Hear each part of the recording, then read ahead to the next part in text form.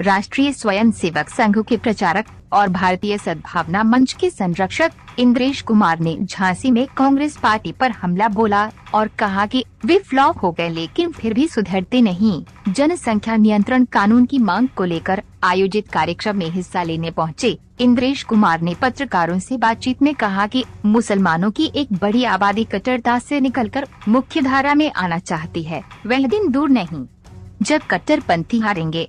जसवंत ठाकुर, समाचार इंडिया, झांसी।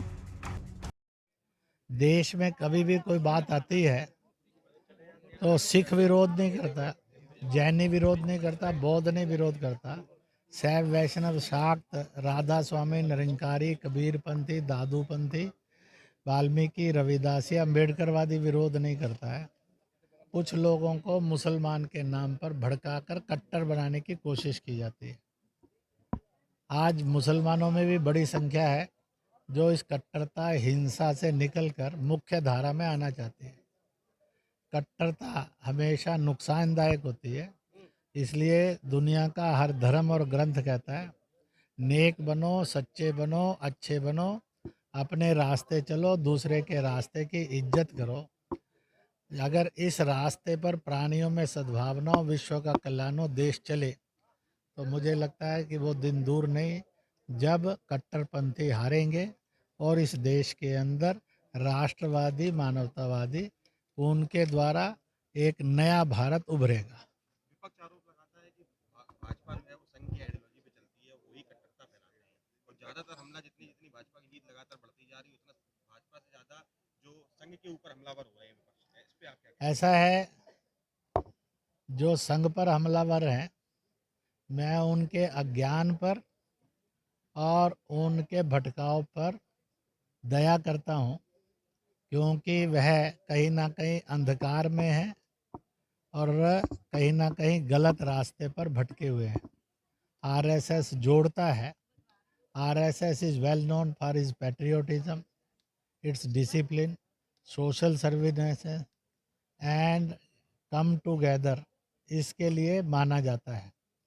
इसलिए वो अच्छा है वो अपनी पॉलिटिक्स करें।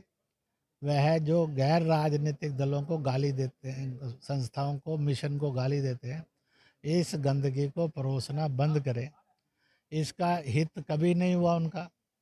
कांग्रेस ने लगातार 70 साल इस विष बीज बो बोया कि संघ ने बापू को मरवाया है, परंतु आज तक प्रमाण नहीं दे सके, फ्लॉप हो गए। फिर भी वो सुधरते नहीं हैं।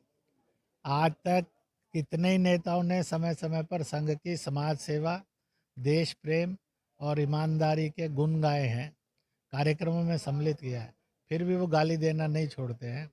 यह उनकी बदकिस्मती है।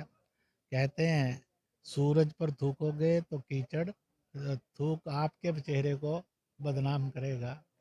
इसलिए मैं आप सब चैनलों के माध्यम से कहूँगा कि वह ऐसी गलत और असत्य हरकत करने को रोके। कांग्रेस ने अपनी सरकार में हिंदू आतंकवाद का मामला उठाया था और उसके बाद आपको खुद एक तरह से देखा जाए तो मंदिर मंदिर मंदिर करने की कोशिश कर रहे हैं। इसलिए दुनिया जान गई है, इसलिए सब सिमट रही हैं।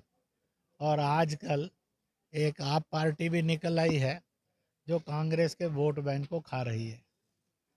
बीजेपी का वोट बैंक उत्तराखंड में था, उत्तर प्रदेश, मणिपुर, गोवा में था, वो नहीं खा सकी, पिट गई। पर पंजाब में खाया, दिल्ली में खाया, अब वो गुजरात में भी खाने की कोशिश कर रही है, तो कांग्रेस को खाएगी। नुकसान करेगी भाजपा को? मैं कह भाजपा का कोई नुकसान नहीं करेगी, वो कांग्रेस को खाएगी।